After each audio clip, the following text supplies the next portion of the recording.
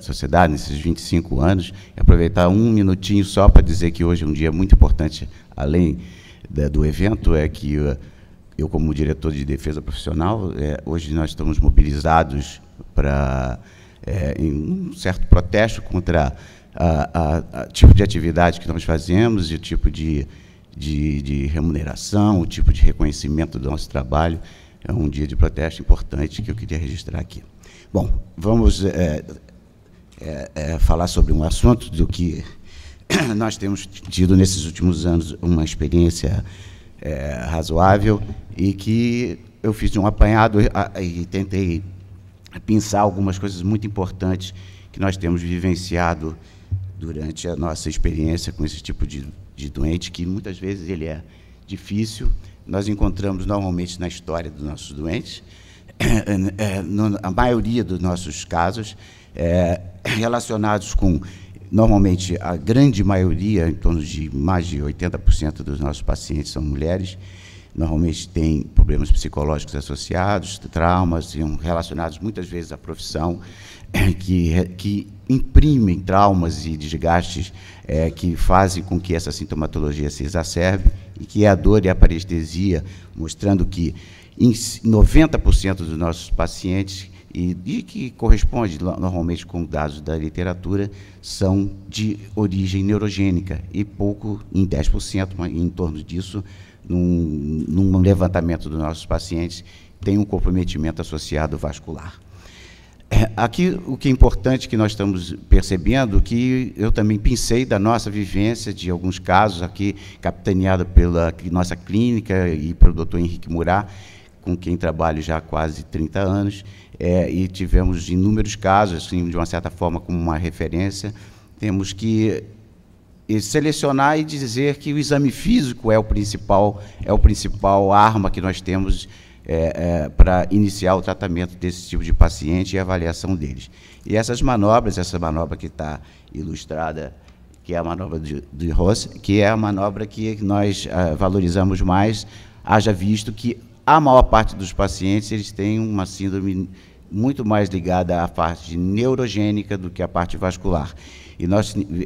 achamos que esse tipo de achados no exame físico são importantes, como a palpação dessa fossa supraclavicular, em que normalmente a dor é acusada com uma evidência maior, o edema, principalmente nas síndromes de Paget-Schroeder, que nós temos envolvimento do sistema venoso, a manobra de Addison e a diferença entre pressões dos membros superiores. Nós temos também que lembrar que esses diagnósticos que estão citados aqui são muito importantes serem lembrados para todos os colegas, sobretudo os mais jovens, que devem pensar que há um componente nessa região muito importante de ser avaliado e se tomar medidas como exames que são importantíssimos para fazer essa diferença, esse diferencial de diagnóstico. E esses exames se impõem à medida que a radiografia do tórax, a radiografia do próprio ombro, que é relacionada muitas vezes a traumas, e não só traumas diretos, mas traumas mecânicos, funcionais, diretamente ligados à profissão, inclusive. E não esquecer que a eletroneuromiografia é realmente o exame que vai mostrar o limite e a delimitação dessa lesão neurogênica que se impõe na maioria dos nossos doentes. E sem deixar de passar pelos exames complementares eco, artério e ressonância, que tem sempre... A eco, então, tem nos ajudado demais pelo aperfeiçoamento no seu desenvolvimento e nos colegas que desenvolvem, que fazem o exame ecodoppler para ajudar-nos no diagnóstico de compressão, sobretudo na área vascular. Então, aqui um exemplo de um exame mais avançado, quando nós precisamos, para mostrar como uma artéria subclávia comprimida entre a clavícula e a primeira costela, que, na maioria dos nossos casos, foi o nosso principal diagnóstico. Aqui é para nos lembrar que a maioria dos nossos doentes que nós avaliamos, que geram quase em torno de 1.000 pacientes avaliados, um levantamento que nós fizemos, em torno desse número muito grande no serviço privado, no serviço público, que o tratamento é normalmente clínico. Você tenta o tratamento clínico fazendo fisioterapia, correção postural, fortalecimento muscular. E que a indicação cirúrgica ela se restringe a 15% em torno dos nossos pacientes.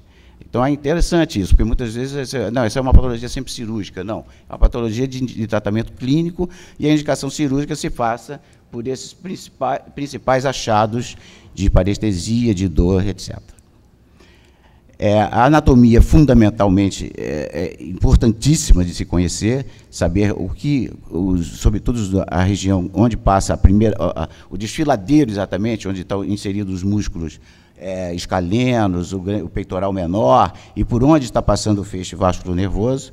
Aqui, para ilustrar uma imagem interessante do Usher, que é uma síndrome de Paget-Schroeder com a compressão venosa e um trombo dentro da luz venosa.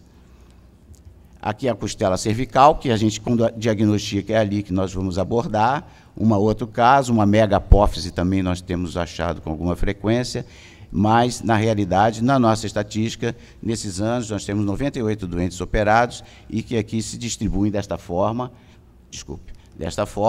e que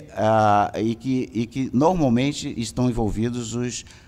a queixa neurogênica do paciente. Eu acho que dá para entender bem a distribuição dos doentes nesses casos. E podemos discutir em seguida. Então, o tratamento cirúrgico foram nesse número de pacientes, na nossa casuística, e que tem essa história de diagnóstico, em que realmente a maior parte é neurogênica e muitas vezes você não encontra uma costela cervical, uma megapófise ou uma alteração de primeira costela. Então, nós temos um grande número de pacientes operados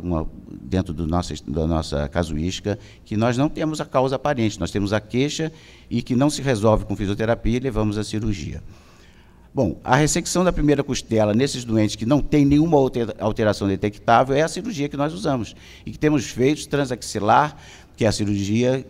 para nós, de eleição, embora haja todas essas outras abordagens. E como operar, nós realizamos nos nossos pacientes essas cirurgias, em que, quando encontramos alterações como costela cervical e megapófise, fizemos as operações de ressecção. E como operar, nos achados que nós temos, nós sempre fizemos as ressecções, quando encontramos as costelas cervicais, bandas fibrosas, a ressecção da primeira costela na grande maioria, e a esquelenectomia, a cirurgia de Sander, em alguns pacientes que demonstraram o acometimento, principalmente dessa região. E lembrar que os maus resultados existem, os erros diagnósticos nós podemos discutir, porque, na realidade, muitas vezes, com a técnica mesmo indicada, o paciente tem que ser bem avisado sobre a possibilidade de manter sintomatologia ainda e necessitar de fisioterapia. Aqui é uma costela, a ressecção de primeira costela, e para complementar, nós queríamos concluir que essa seria mais ou menos o que eu disse durante e que os bons resultados certamente serão melhores com o critério da seleção desses pacientes. O tempo é exíguo, acho que o assunto é muito extenso, mas acho que essa era a mensagem que eu queria deixar. Muito obrigado.